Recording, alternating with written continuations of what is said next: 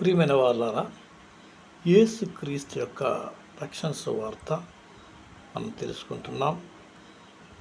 అంతేకాదు యేసు ప్రభువారు ఈ లోకమునకు ఎందుకు వచ్చాడు, ఎందుకు యేసుక్రీస్తుగా ఆయన కన్యక గర్భాన జన్మింపవలసి వచ్చింది అనే విషయం మనం స్పష్టంగా తెలుసుకుందాం. ఆది అందు తండ్రిని యెహోవా దేవుడు భూమి ఆకాశములను అందరి సృష్టినంతటిని చేశాడు. ఆయన 6 దినాలు సృష్టినంతటిని చేసి 7వ దినాన్న ఆయన విశ్రాంతి తీసుకున్నాడు. ఆదికాండం 1వ అధ్యాయంలో చూసినట్లయితే ఈ విషయాలన్నీ స్పష్టంగా మనం గ్రహించవచ్చు. దేవుడు 5 దినాలు సృష్టి అంతా చేసి 6వ దినం ప్రత్యేకముగా మానవుని చేశాడు. 5 దినాల్లో సృష్టి అంతా కూడా ఆయన తన మాట చేత వాక్కు చేత కలుగునుగాక అనగానే అవి కలిగాయి.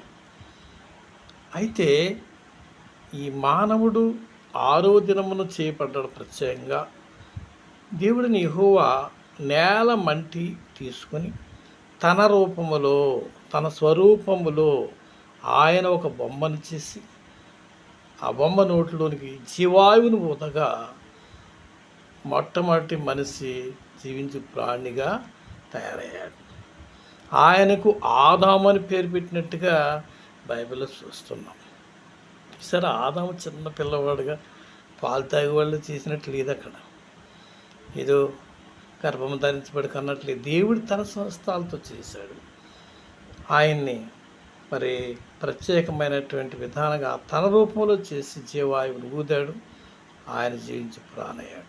అయితే మరి ఆయన సృష్టించిన సృష్టి అంతట్లో కూడా అన్ని జీవరాశులు కూడా మగ ఆడ ఉన్నాయి, జతలుగా. కాబట్టి మానవునికి లేదా ఆదాముకి సాటైన సహాయం చేయాలని దేవుడు ఆదాముకి, మొదటి మనిషి అయిన ఆదాముకి గాఢనిద్ర కలగజేసి ప్రక్కటెముకలో ఒక ఎముకను తీసి అక్కడ పూడ్చివేసి ఆ ఎముకతో ఆ యొక్క స్త్రీని తయారు చేశాడు.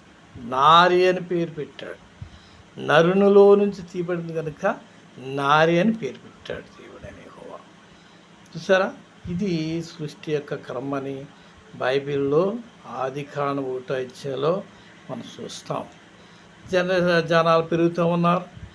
అదే ఆదాము అవ్వకి ఉన్నటువంటి మంచి రిలేషన్ బట్టి దేవుడు ఏమన్నా మీరు ఫలించి అభివృద్ధి చెందండి, భూమి నింపండి అని చెప్పాడు. ఓకే, మీరు అక్కడ ఒక తోట ఉంది, ఏదేను తోట. ఈ వనములో ఉన్నటువంటి వృక్షాలన్నీ మీరు పళ్ళు తినవచ్చు, కానీ మధ్యలో ఉన్నటువంటి జీవవృక్ష ఫలం మాత్రం మీరు తినకూడదు అన్నాడు దేవుడు. మీరు దాని చుట్టూ మరి ఏంటంటే ఆయన ఒక ప్రత్యేకమైనటువంటి ఆజ్ఞ ఇచ్చాడు. అక్కడ ముందుగా మాత్రం చుట్టూ కంచేం వేయలేదు. ఆయన ఆజ్ఞించాక సరే అనుకున్నారు. ఇక దేవుడిని యెహోవా రోజు కూడా సలపోటు వేళ ఆదాము అవ్వలతో ఆయన మాట్లాడేవాడు, సంచరించేవాడు. అయితే ఒక